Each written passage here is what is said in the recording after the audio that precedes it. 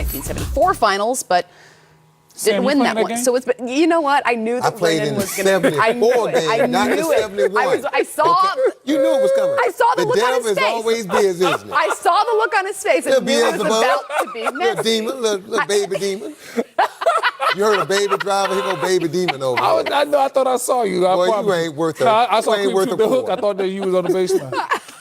Dude, I told you in 1974 I was on that team. I got cut in 1971. Okay, my bad. There you have it. I knew the whole time I was talking as soon as I saw his face. Oh, that's Brennan Haywood, by the way. Thank and that's you. I'll be Sam here Mitchell. all night. I'm Kristen Ledlow. We are actually here all night. This is Playoff Central Live presented by AT&T 5G. We're here for all of the post-game press conferences from both the Milwaukee Bucks and the Atlanta Hawks as well. But let me start, Coach. How? How did they do this with Giannis sidelined? Complete team effort. Look, we talked about this before the game, even though we were hoping and thinking the Hawks could pull this off with the crowd being at home, Trae Young, a Willis Reed moment. Milwaukee was just too good, too deep. And when you look at Chris Middleton, Drew Holiday, and Brook Lopez, people forget those three guys have been all-stars. Chris Middleton, a recent all-star, but Brook Lopez and Drew Holiday. And when you get to this time of the year, your stars show up because that's what you pay those guys for. And today, Chris Middleton and Drew Holiday was unbelievable. They put this team on their back, and they spread the ball around just enough to keep Atlanta off balance. But when they needed a basket, when they got out to that big lead and Atlanta kept chipping away, it was either Drew or Chris Middleton with that dagger play or a drive to the basket with a circus shot. So the Milwaukee Bucks have been the best team in the NBA the last 3 years. They've had the best overall record the last 3 years. And finally, the best team in the East is going to the Eastern Conference Finals this year. When I look at this team, I look at what Middleton brought to the table. I also look at what Holiday did as far as with his defense, his passing, and all of that. And at the end of the day, when the chips were on the line in that third quarter, Middleton just gave him life. And he just was hitting shot after shot after shot.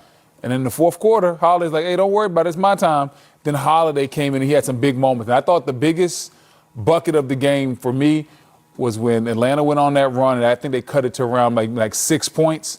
And then Drew Holiday came down with that contested layup, and he scored it in there. That was tough. They had to call a timeout after that. If he didn't score a bucket right there, all the momentum was going Atlanta's way. That crowd was finally starting to wake up. I guess it was a late arriving crowd because they didn't have that. The crowd didn't really have that. They didn't. The crowd didn't have that playoff energy that I've seen in other arenas. That wasn't like the Knicks arena. The last 5 minutes of that game, that's when the crowd really, really got into it. If they could have been like that from the jump ball, who knows? But give Milwaukee credit, man. The thing that you have to do on the road team, you got to take the crowd out the game. Yeah. And they took the crowd out early, and they just put their foot on the Hawks, and they just stayed on them. They stayed consistent. And you said it. Every time the Hawks got some life, either Drew Holiday or Chris Middleton or Brook Lopez, they kind of snuffed it out. And give the Hawks credit, man. Look, Trae Young, valiant effort. He wasn't right. Trae wasn't even close. But you knew he was going to want to play in this game. Atlanta fought hard, young team. They should be back in the future. But, man, Milwaukee is seasoned. Emerging superstar in this league. And there's not many guys that can do what he does. And what I mean by that is there's some guys that can score, and then there's some guys that can pass. But there aren't many guys that in playoff games they can go like, hey, I'm about to hit you for 40 and I'm going to get 10 assists. Most guys aren't able to diversify the way Trae does. And then he is so small, but yet he gets down the lane, and with that float, it's like he plays big. It's like he's 6'5", even though he's only 6 feet tall. So Trae has announced to the NBA world, hey, I've arrived. I'm not just here getting great games in the regular season. There's maybe 13, 14 games on that night. But in the playoffs, everybody's just watching you, and they watch Trae grow up right before our eyes. I agree. Everybody kept saying, the comparison with Luka and Trae. Did the Hawks make a mistake, right? Look at what Luka's doing. Well, look at what Trae's done. If I remember correctly, the Dallas Mavericks went home in the first round. Trae Young took his team to a Game 6 of the Eastern Conference Finals. Don't do that. Well, I'm not comparing, but these two are always going to be compared by where they drafted. But I think it's time now to close that gap. Yes. For a long time, everybody had Luka up here, and Trae as one of those guys, just a good player that could get his. You put some talent around Trae, and Trae figured out how to make everyone else better, and not just that, to take his game to a higher level. When you can make your teammates better and you take your game to a higher level, you said it, that's when you become a superstar. And Trae Young proved he was the smallest guy in this series, but he played awfully big throughout the playoffs, and he's announced his arrival. This Hawks team announced their arrival, and I expect them to be in the fight in the Eastern Conference for years to come. And when you say that Trey has closed the gap between him and Luka, something else that closes that gap, they got Cam Reddish in that deal. That's because right. they got the 10th pick, which turned into Cam Reddish. And it was a little rough starting out for him his rookie year, but now we're seeing him start to grow into something. What we're hoping is that these last couple of games where we've seen him really step up and play and hit shots the way he did, we're hoping that springboards him and gets his confidence going so that he can be that 3-and-D guy that they drafted him to be. Because if Cam Reddish steps up the way he did in this series, and then they get DeAndre Hunter. It's going to be a lopsided trade. And then we get DeAndre Hunter back. Yep.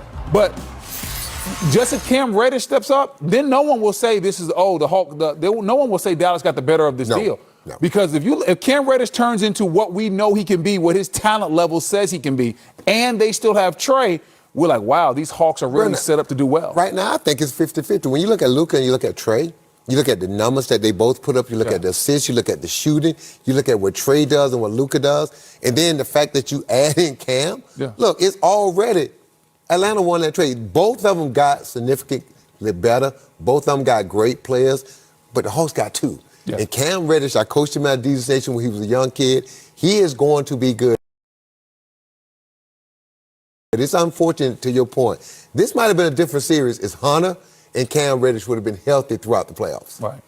Without a doubt, a stunning run by the Atlanta Hawks, the 5 seed in the Eastern Conference, finishing in Game 6 of the Eastern Conference Finals. Let's go ahead and listen in to Coach Nate McMillan.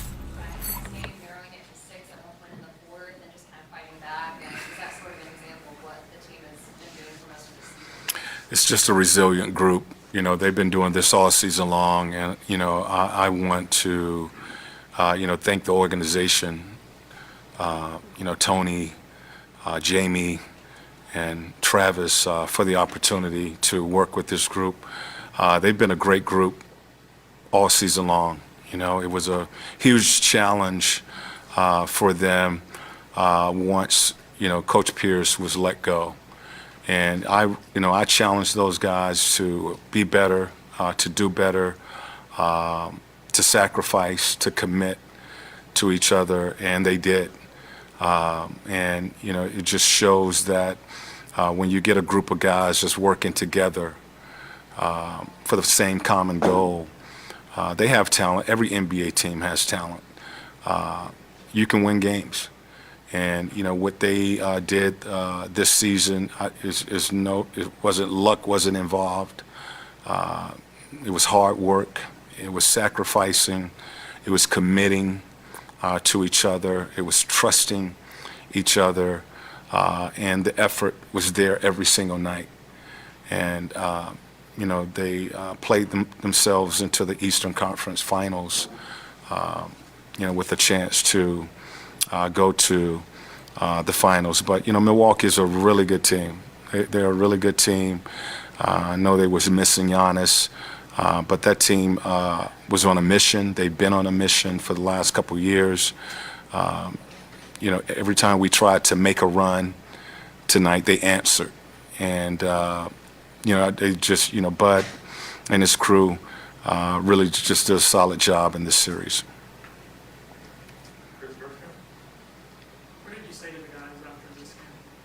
I thank them.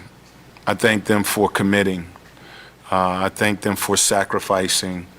I thank them for trusting and believing. Because none of this would have happened if we didn't do all of those things. And they did. They sacrificed. They committed. They believed. And what we were trying to do here, the changes that we were trying to make, taking that next step, committing to each other, playing the game the right way, playing the game together, and all of those guys did that. We had a ton of injuries this season, and guys like Solomon and Tony Snell, Brandon.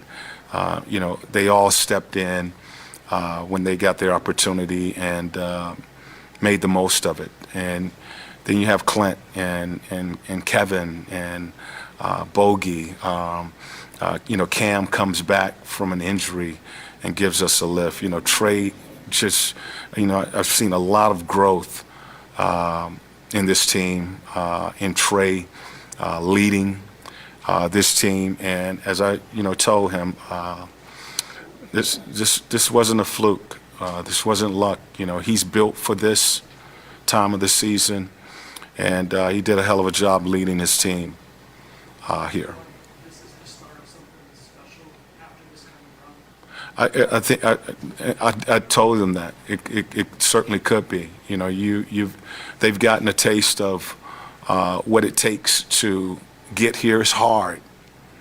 It's hard, and they committed to working hard and basically approached it one game at a time. And they beat some really good teams, New York and Philadelphia, to get here. So. This could be the start of something that is consistent. I know the organization, Tony just talked about his commitment to this team and this organization to continue to win. They want to win here. He wants to build a winner, and he's willing to do whatever it takes. That was his message to the team. And I have a great deal of respect for these guys and their approach to this season, and my coaching staff. It doesn't happen if this coaching staff doesn't do the job that they did for me to take over a team mid-season, and for this team to have the turnaround that it did. A lot of things had to fall in place and work for us. And the coaching staff did a great job of helping me adjust and adapt, keeping these guys mentally, physically ready to go. And, we all challenge ourselves and each other to have a successful season. So I want to give, thanks to those guys as well. Nate, obviously Trey this last couple games, came back today. Looked like he was fighting that foot but trying to play through it. What did you see from his performance tonight? I saw a guy, the message was no regrets. We don't want no regrets after this game tonight. And we leave everything we have out on the floor. And that's what I saw from Trey. The fact that he hasn't done anything on the floor since the injury. This was the first time that he has done anything live on the floor. So he was gassed. He was breathing hard. Cam was the same way. Both of those guys, tonight left everything they had out on the floor. And I thought, as a group, we did. And that was the message. No regrets. At the end of this game, empty your tank. And I thought this group, they did. You mentioned Tony talking in the locker room about the vision you see for this team going forward, things you guys can do. You obviously still technically have an interim tag on your title. Do you want to be back with this group going forward? We're gonna talk. Of course, we're gonna talk. I'm gonna talk with this organization. I just appreciate them giving me the opportunity, and thankful that they had the trust, to put me in charge of running this organization. So we will have a conversation here, I'm sure, pretty soon.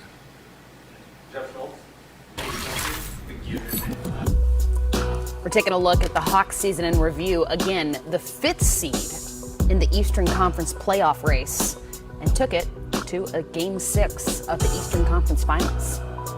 They were 36-19. Yeah, I will just leave The NBA Finals. Here's Coach Mike Budenholzer. so much respect and congratulations to the Atlanta Hawks, Nate McMillan, the coaching job he did this year, their players.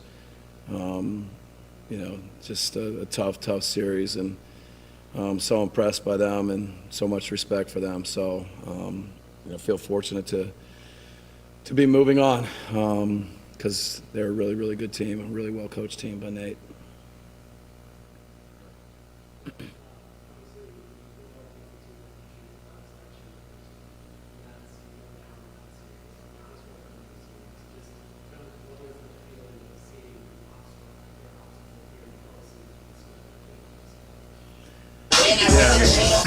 What a roller coaster of emotions, you know, especially this series, but, you know, the series before and opening with Miami and, you know, how good they are. And so just impressed with the resilience of the group, the character of the group. You know, they just, they have a focus and an edge that's put us in a good place, put us in an opportunity to keep playing.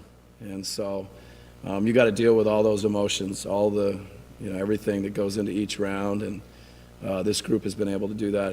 It's impressive, but you know we got more to do.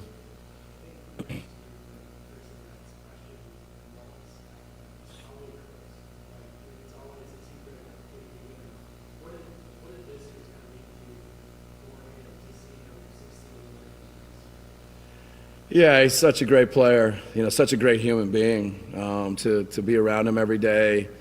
How he you know prepares, the voice, the way he communicates, the IQ. He's just, yeah, it's special for him to play the way he has, and now for him to be you know going to the NBA Finals. It means a lot for, you know, I think the whole organization, but to have a player like Chris that, you know, is one of our leaders, one of our core guys. To step up and take this challenge and rise to it. Yeah, just a lot of credit to him, a lot of respect, and I'm fortunate to get to coach him.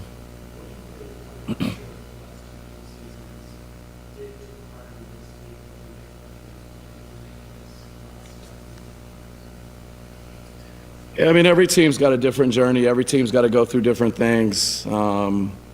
You know, certainly, anytime you lose, you got to be honest with yourself. You got to look, you got to reflect, and try and get better. And so I think, just like every team in the league, you know, when this group hasn't been able to advance, hasn't been able to continue, it's hurt. It's been hard. And the off season, the guys that put the work in, the players that put the work in. You know, and I'm impressed with what they've done, really every year. But coming into this year, but there's still more to be done.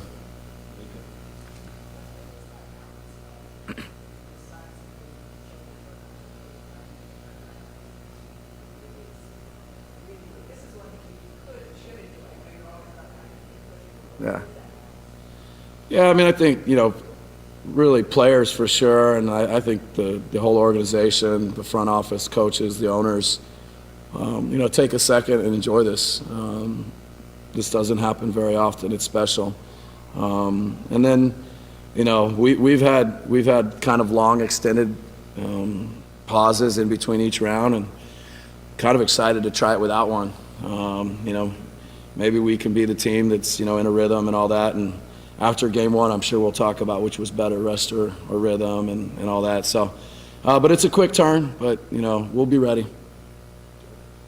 To the NBA Finals for the first time since 1974.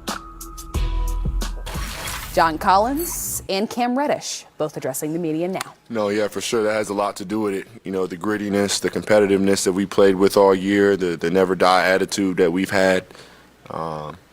You know, I think it speaks a lot, you know, about our team and the way we've been able to handle these playoffs, you know, given, you know, the shortcomings we've all faced this year. So hats off to all our guys. Chris? John, do you feel like this is the start of something special here after this time of growth?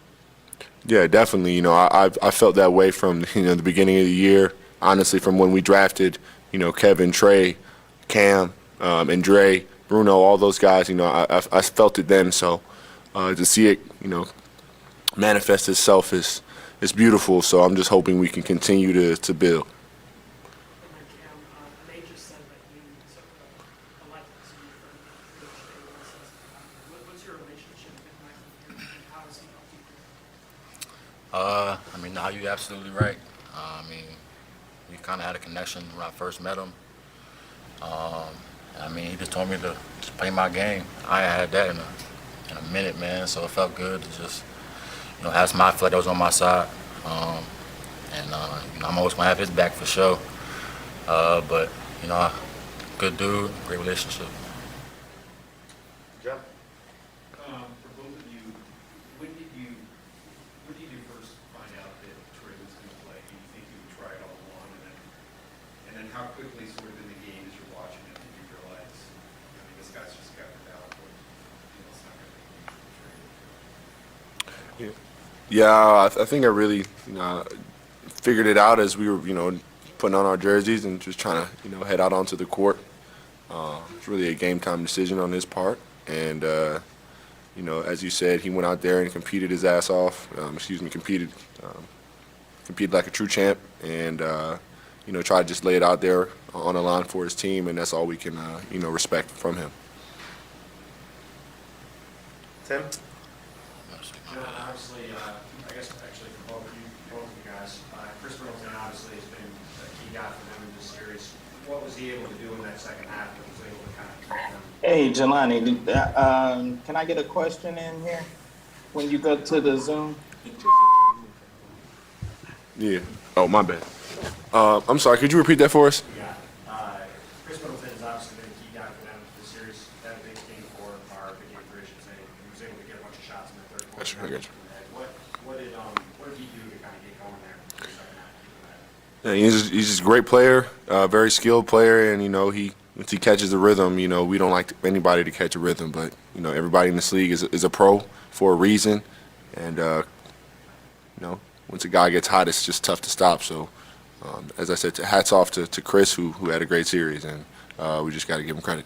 And I know Cam's answer based on what you said before, but we just were asking Nate, you still got technically an interim title on his resume. Do you expect him to be the coach next year, or do you think he should?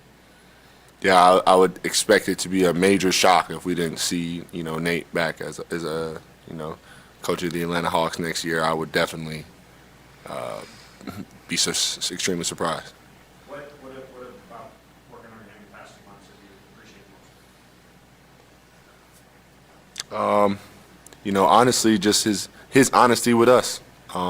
He's a real old school type of guy, and I feel like he challenges us on a day-to-day basis, and I feel like that's the biggest thing for me. He's always challenged every single one of us to be two-way players, and I just feel like that's helped all of us grow and develop a playoff mentality.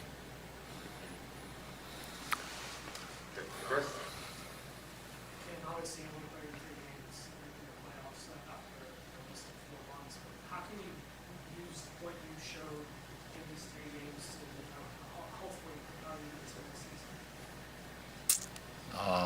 I mean, it was definitely a nice little stepping stone, but that ain't gonna matter next year. So I just gonna go home, get in the gym.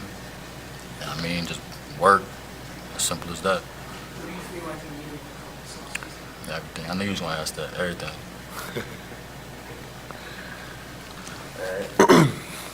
John, I'm just wondering what your emotions are right now. On one hand, the end of any season is tough, but the flip side is you obviously got a great season and show us for us. I'm just wondering kind of where you're at. Yeah, it's a feeling I've never really felt before. Obviously feeling like we had a real chance to hold up that Larry O'Brien trophy, coming short, understanding all of the positive things that we've done in this year to help us get to this point, and all of the things that I didn't do or I feel like I could have done harder, or been locked in or more focused on are flooding in my mind as well. So, it's just a rush of a lot of emotions that I don't necessarily understand how to process yet, but I can tell you that I'm proud of just the group and the way we've battled and competed up to this point. Sarah? Hey, John. How is it tough? I guess just how tough is it that I know every team is kind of battling injuries right now. Even the Bucks with what's going on with Giannis. But is it just tough for it to kind of end on? Trey didn't fully, maybe wasn't 100%. I know you guys are missing DeAndre for a while. Do you let yourself wonder about that, or do you just kind of try to not think about that? No, of course, I don't like to see our guys down, but that's sort of issue or the Achilles heel for I feel like our team and a lot of teams this year is we've never really had a chance to truly have a fully healthy roster with the change in schedule and COVID tests and no practices and a bunch of stuff that we don't necessarily talk about. But we don't like to make excuses, and I felt like that's why we were as competitive as we were, is because we didn't use it as an excuse the entire year. We just competed. First question from Zoom comes from Zach Klein.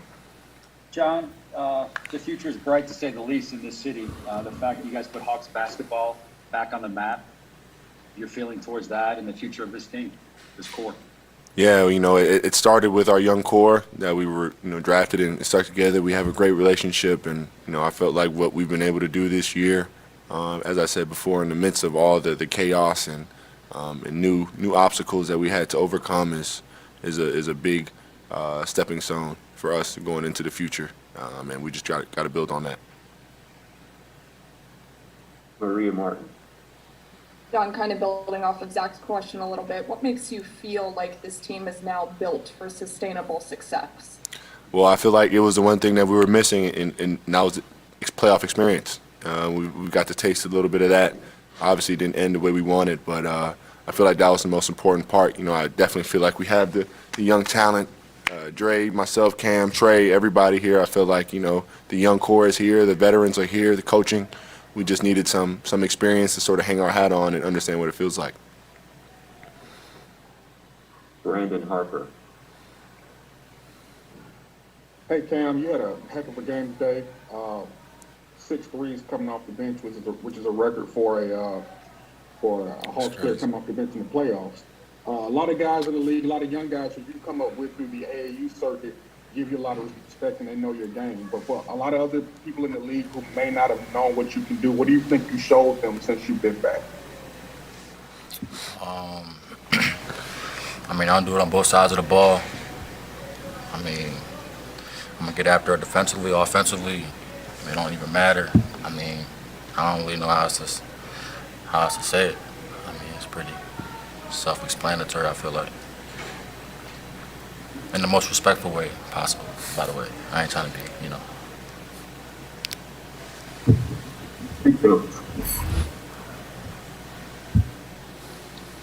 Hello guys, great season first of all. John, your team was 2 wins away from the NBA Finals. How confident you are about next season that you're gonna put those 2 wins? Extremely confident. As I said before, we never had our fully healthy squad the entire year. Even up to this point. So, with that in mind, hopefully, everything goes well injury-wise. We can come back fully healthy, and definitely feel like we can make the same attack, make the same push, for sure. And for you, Cam, Coach McMillan said that he sees a lot of Paul George on you. What kind of reward for this? Say it again one more time, the question. Yeah, Coach McMillan said before that he sees a lot of Paul George in your game. What kind of reward for you? He said what kind of reward? He said he sees a lot of Paul George in your game. What does that mean to you? Like Coach said. That's an honor. Y'all seen PG playing. It's a complete honor. Coach, thank you if you're watching. But man, I'm just trying to be me. I'm just trying to go home, get to the nitty gritty, and just come back as Cam Reddish. So y'all can call me Cam Reddish. I like that too. The final question will come from Deshaun Tate.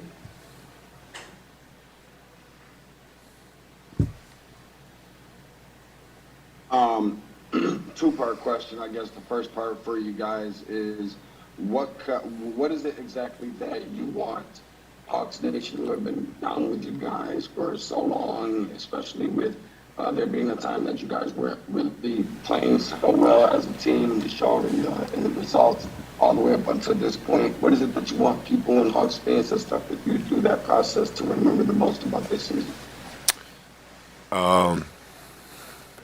If anything, I want them to remember is that we're not done yet. I feel like this is one of the first stepping stones for us to become as successful as we want to be. We're still hungry, and I feel like we have a lot more to fight for. We love each other as a group, and as I said before, we're not done. Hey, I think that's all. Cam, John, thank you for joining us. Thank y'all. Appreciate y'all, guys. Playoff Central Live continues after the break with player press conferences, including Bucks All-Star Chris Middleton after securing his spot in the finals. Stay with us.